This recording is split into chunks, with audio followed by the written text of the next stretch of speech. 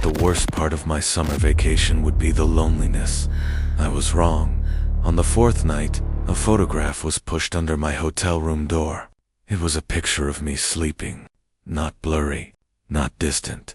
A sharp, clear photo taken from inside my locked room while I was completely unconscious. Someone had been standing over me in the dark, and instead of doing anything, they just took a picture. That single detail has never stopped haunting me, because it means whatever they wanted, it wasn't over yet. I was 17, spending a week in Myrtle Beach with my mom. The first 3 days were peaceful. Sun, salt air, long walks on the boardwalk, normal. Then that photograph appeared and rewrote everything I thought I understood about that trip. We searched the room. Immediately, nothing was stolen. The door had been locked all night. The hotel manager pulled the hallway footage. No one had approached our door. The camera had recorded an empty corridor all night long. That photograph had appeared from nowhere, and no one could explain how. I tried to convince myself it was a prank. That lasted until lunchtime the next day. While walking the boardwalk, I noticed a man near a souvenir shop. He wasn't browsing. He wasn't on his phone. He was standing completely still, staring directly at me with an expression I still can't fully describe. Not angry, not excited, just patient. The moment I grabbed my mom's arm and pointed, he turned and disappeared into the crowd without hurrying. Like he had no reason to run, like he knew exactly where we were going next. That night, another photograph slid under our door. It showed my mom and me eating lunch, candid, unposed, taken from a distance, while we sat completely unaware. Someone had followed us for hours, and we never once noticed. Police took a report and moved us to a different room on a different floor. For a few hours, I actually exhaled. Then, my phone buzzed with a text from an unknown number. 4 words. Nice room change. My stomach turned to ice. Nobody outside hotel staff should have known about that. I stared at the screen, trying to process it when a second message arrived. Check the closet. Every instinct told me to ignore it. I crossed the room anyway, hands shaking, and pulled the closet door open. At first I saw nothing but hanging clothes and empty shelves. Then I looked closer. Something was taped to the back wall, tucked into the shadows. Another photograph. This one had nothing to do with the vacation. It was a picture of my bedroom, back home, taken through my window from outside, which meant this hadn't started in Myrtle Beach. Someone had been watching me, long before we ever left. That night, a storm rolled in off the ocean.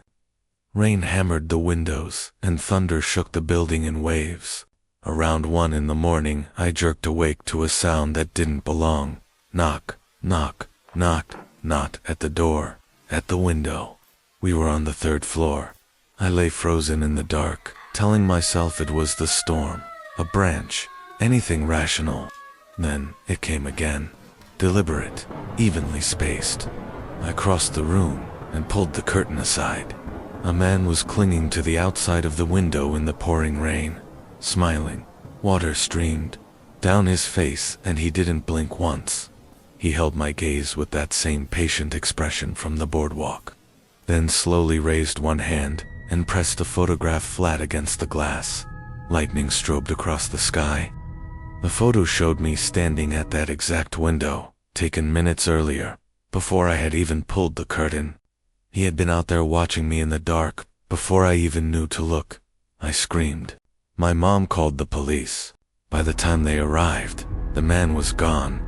Officers found a maintenance ladder propped beneath our window with fresh mud smeared across every rung. But that wasn't the detail that silenced the room. It was what investigators found on the roof directly above us. A small camping chair positioned at the edge, overlooking our side of the building. Empty food wrappers. Several water bottles, and spread across the surface around the chair, dozens and dozens of photographs. Tourists, hotel guests, children building sandcastles on the beach, and nearly 50 photographs of me, from the boardwalk, from the pool, from the lobby, from angles I still can't place. He hadn't stumbled onto us. He had been running a surveillance operation from that rooftop, and we had been living directly beneath it without any idea. We left before sunrise and never went back. Police worked the case for weeks. No fingerprints, no identity, no arrest. The security footage was either too grainy or covered the wrong angles. Nothing led anywhere. I started to believe it was finally over. Then, an envelope arrived at our house exactly 1 month later.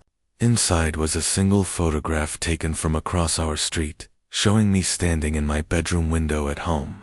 Written on the back in neat, unhurried handwriting were 5 words. "You looked happier sleeping." That was 3 years ago. No one was ever arrested. No one ever explained how he got inside our locked room, how he knew our home address, or what he actually wanted from us. Most nights, I'm fine, but sometimes I wake up at 1 in the morning to a sound I can't immediately place. And my first instinct isn't to roll over and go back to sleep. It's to check the floor beside my door. Because somewhere out there, the man with the camera still has all those photographs, and I have never once stopped wondering what he does with them. I thought my summer vacation was over when we found the abandoned cabin in the woods. I was wrong. The real nightmare started later that night, when my phone buzzed with a text from an unknown number. 4 words. "You entered my house." My friends hadn't received anything. Just me. Before I could even process it, a second message appeared. "Look outside." I wish I hadn't.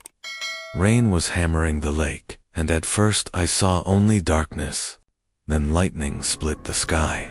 A man was standing at the tree line, completely still, watching our cabin, watching me. Another flash lit up the woods. He was closer, much closer. Then darkness swallowed everything. When the next bolt hit, he was gone. Earlier that day, we had stumbled onto an old cabin, hidden deep in the forest. It looked abandoned from outside, but inside told a different story. Fresh water sitting on a table, a flashlight with warm batteries, a calendar opened to the current month. Then a heavy thump came from upstairs. We didn't investigate. We ran. We spent the drive back telling each other it was probably just a squatter. None of us believed it.